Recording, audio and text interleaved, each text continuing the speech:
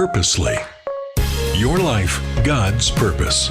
Listen at purposely.com.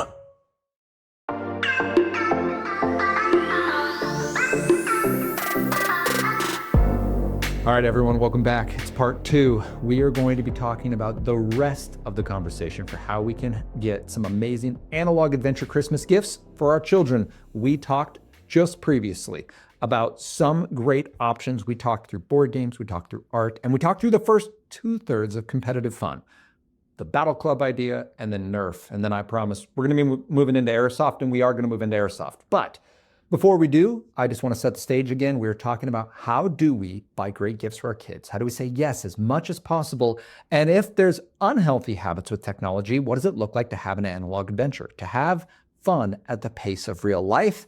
It looks like putting investment into this, prioritizing that, yes, in time and space, but also through finance.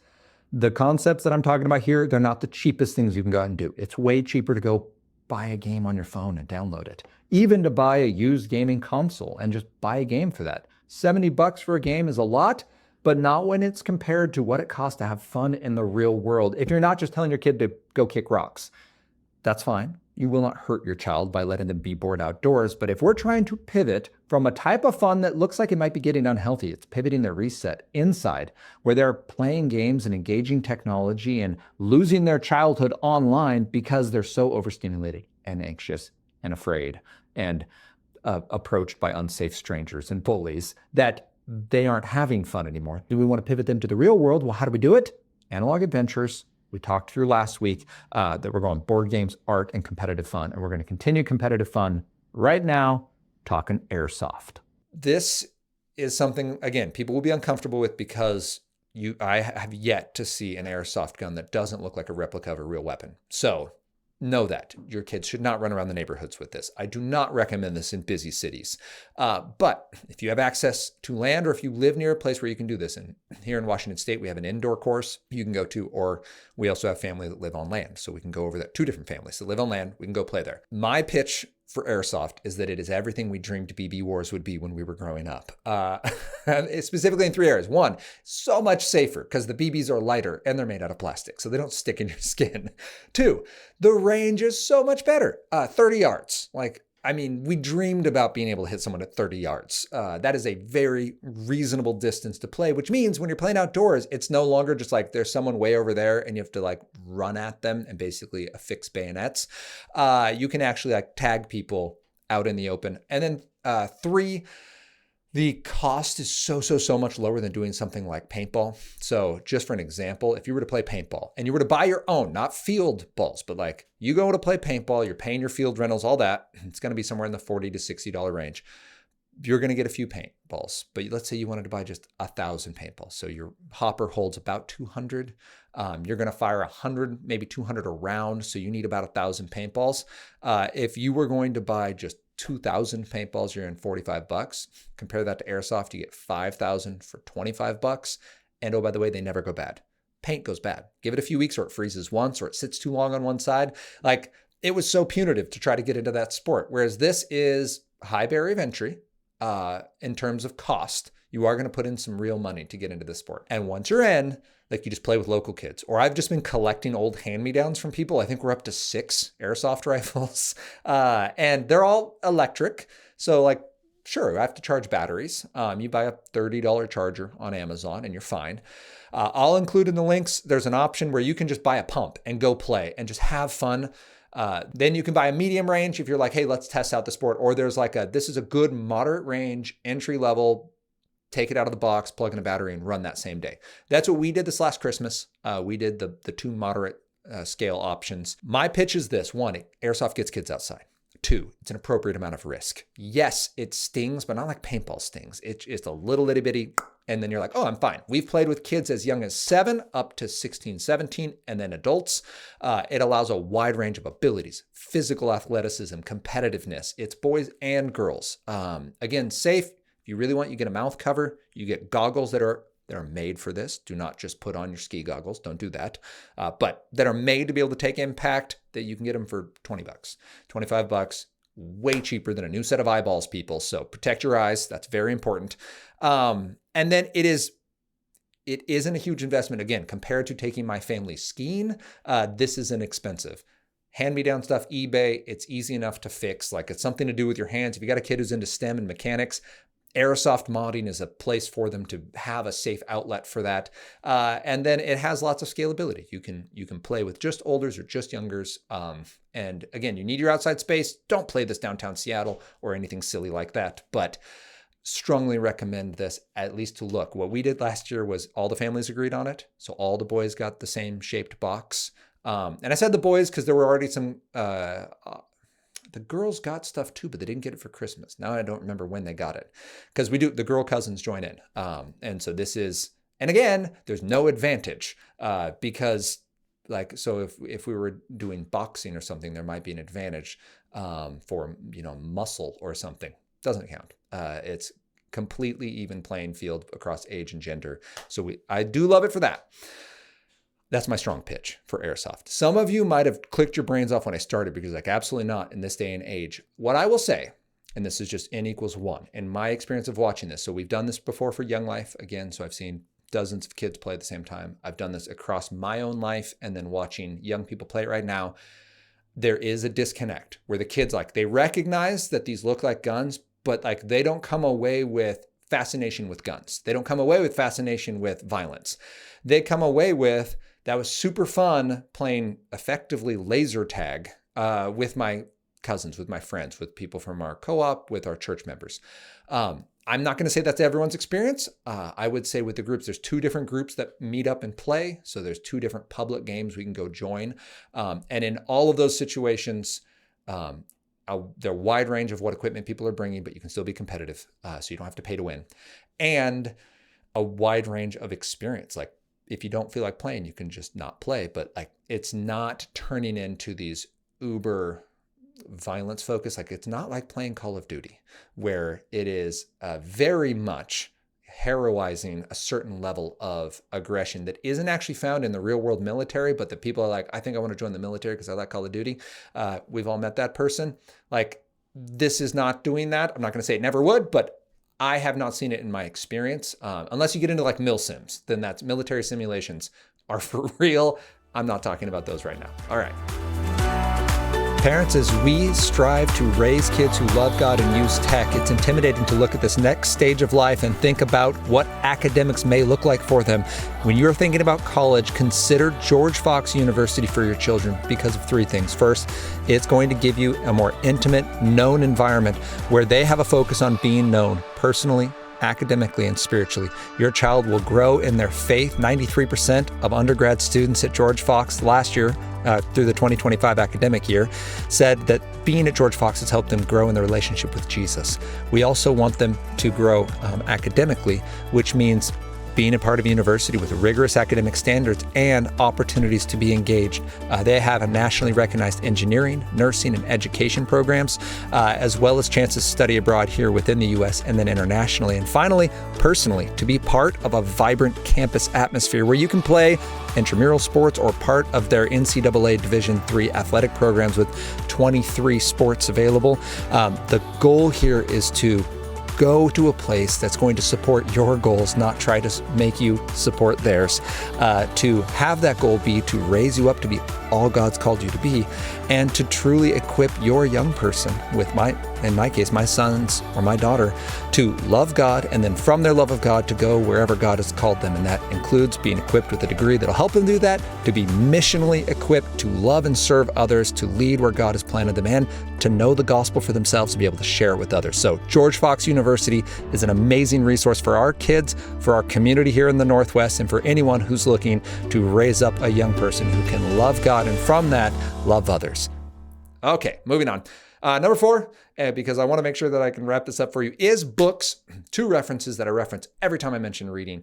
But Honey for a Child's Heart is an amazing resource broken down by age to find good books for your children. And then Read Aloud Revival with the Read Aloud family specifically. And we love this book because it gives you both encouragement. I'm like, what does this even mean? I don't come from a reading family. How do we do this? It's okay to be a non-reader. And it's a great boon for your children. Little kids need to be read. Children's books, the pictures help them. But then the syntax and sentence structure is more advanced than a kid would typically get on like an early reading book. So you're actually helping your kids with vocabulary, with understanding complex sentences and ideas. The pictures are supporting them. Your reading is relational. You're connecting on it. It's good on so many levels for emotional stability, for relationship and connection, for time together, for vocab development, which is key in their reading levels, which is key in their academic success across all areas of study. You do better at reading and comprehension and vocabulary. You're going to do better at math and science and whatever else you put your mind to. So please read aloud with your kids and get them into reading. But remember that reading is not just novels. So baking is going to go in here because our two boys, Owen and Henry, have fallen in love with baking this year. And the complete baking book for young chefs by America's Test Kitchen has been an awesome resource. It's easy enough the kids can do it, but it's advanced enough that the food still tastes good. And they've baked. They're just baking their way through. They went through, tabbed a bunch that looked good, and then are working through it. They're to the point now, this did not start this way. So don't assume you can buy a book, toss it to your kid, and just show up 2 hours later and things will be done. But they've done it enough where they know how to use a mixer. They know how to crack an egg. They know how to set the oven. They know how to get things in and out of the oven. Is that risky? Yes, both because they can get burned, and if they get burned, they're definitely dropping whatever it was they tried to bake. So there's risk. It's an appropriate amount of risk for these boys at this age. That's all I'm going to say for my kids. You may or may not be there with yours, but I would say baking is an amazing opportunity. Again, to do together, you can just use the back of the Toll House chocolate chips. Like, do it. They're amazing. The chocolate chip cookies are incredible. You can just do that. You can get a cookbook. You can do something together. And when we get to the bottom, we'll talk about other options for cooking and baking. But that's one we've used and like America's Test Kitchen. That's what I use when I make my pies. And my kids help me with that, but the pies are a little too intense for them to be independent on. But I love America's Test Kitchen because when I first tried using like Betty Crocker books or whatever like people would use for their cookbooks, I'm like, you left steps out. Like you assume I know things that I don't know. And I have no idea to know it until it doesn't turn out. And then I'm like, why was this so terrible? And people are like, oh yeah, you always let it rise first, or like freeze your butter or do whatever. Like, well, it's not written down anywhere. Like you just had to know that because your grandma told you, and my grandma didn't tell me. So that. For books, let me just go for one. 5 and unders, read with Winnie the Pooh by A. Milne. It's a delight and so sweet. There's just enough humor that adults will still find it funny. Elementary, we have loved anything Roald Dahl. Charlie and the Chocolate Factory is one, to the point where we listen to the audiobook so much. Our eldest two would say Willy Wonker because that's what the narrator sounds like when he says it. They're just like, yeah, Willy Wonker and the Chocolate Factory. I'm like, yeah, like that's a boy who's listened to the book too many times. For junior high, lots of options here. Something like The Hobbit, big fans. Old elementary or junior high is a great time for that. Obviously, C.S. Lewis, but A Wrinkle in Time by Madeline L'Engle, one that we are going to be jumping into here shortly as a family. High school, I would strongly recommend Amusing Ourselves to Death. This is not a fun read, but it's important. About a guy in the 1980s writing about the future of technology, and it is prescient. He was prophetic in his predictions of what it would do to society, to the point where he's like, when we merge information and entertainment, it will change politics forever. Please read that book. A Tale of Two Cities. Like, that's probably the most surprising read. I never read it as a kid. I don't know why. Somehow, like, I joined honors English and like we skipped it, but I went back in the last 5 years and read it for the first time, and it blew my mind as a story, as a plot, as a piece, like, and as just a snarky British take on French culture and politics. Like, it's not historically accurate, but it's a hoot. So I strongly recommend A Tale of Two Cities. If you've never read Charles Dickens, it's a fine spot to start. That's reading and books and why it's important. Finally, STEM, science, technology, engineering, math. How do we get our kids into it? Some of our favorites. You will have heard these if you've heard me at all. This will involve electronics. I know I said analog adventures, but pace of real life is the focus here. How do we enjoy creating and exploring at the pace of real life? Well, we do things that take work. So tool tech, I'm going to include in this. Scratch for coding, scratch.mit.edu. You're building your own games. It's a very fun process. There's lots of great people. Griff Patch is the individual we use on YouTube. Hard because it is still YouTube, and there's no way to just screen lock. So like if we are out of the room, we're not letting this be used because you can't just lock it to YouTube and expect things to go well. And there's no way to lock it just to a single, which, by the way, this is a product feature we need where you're like, you can only watch videos by this individual and like lock that in. We can't do that yet. But if we're in the room, we allow this to happen. Bricklink Studio, they just did an update. You'll need a Lego user ID from their website, but Bricklink got bought out, which is super cool. And it's literally AutoCAD for Legos, or what Minecraft claims to be. So if you're like, hey, Minecraft is Legos, use Bricklink Studio and tell me if it feels the same, because I'm pretty sure it won't. It's awesome.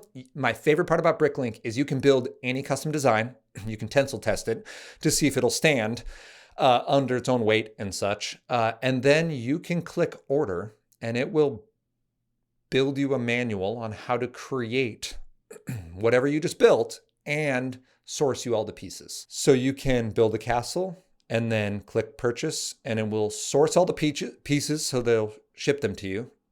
And then you can get a digital instruction manual on how to build it. I love that. It's so cool. Bricklink Studio. Typing Club, because everyone needs to know how to type and they generally don't do this in school. So set aside time for some typing practice. And then Khan Academy, specifically the math in Khan Academy. It scales beautifully. It has a very accurate assessment of what each grade level should actually be. So like 6th grade math is super hard on Khan Academy, depending where your kid goes to school. For where we go to school, it's super hard. And I love it because math doesn't believe in grades. Like it doesn't know that it's 6th grade math. That's just a standard we set. And Khan Academy does a really good job of holding that standard and supporting it. If you get confused, right on their website, so you can lock in using screen time or Family Link. You can lock into just Khan Academy, can't go to any other website, do 15 minutes each. I love it. It's a great use. Also, some just analog toys, Duplos and Legos. Magnetiles, again, none of these are cheap, but we are investing in real world play that's cooperative, that's collaborative, that is creative. And that is what we want. And we're willing to put a little extra money or buy it used or whatever you can do. Get hand-me-downs of this stuff when other people grow out of it. Wooden train tracks, holy moly, they're great. Snap circuits, I'll put in the website. But that's the idea of how do you begin building an electric circuit and making sure it works. And sometimes lights turn on and sometimes they make horrific, annoying sounds. But just an engaging way for kids to begin independent play. And then if you want some of this, it's more guided. On the baking side, we've used Radish, literally Radish, monthly subscription for baking and cooking. They send you like a seasonally appropriate menu where there'll be a meal and there's a dessert and there's some appetizer options.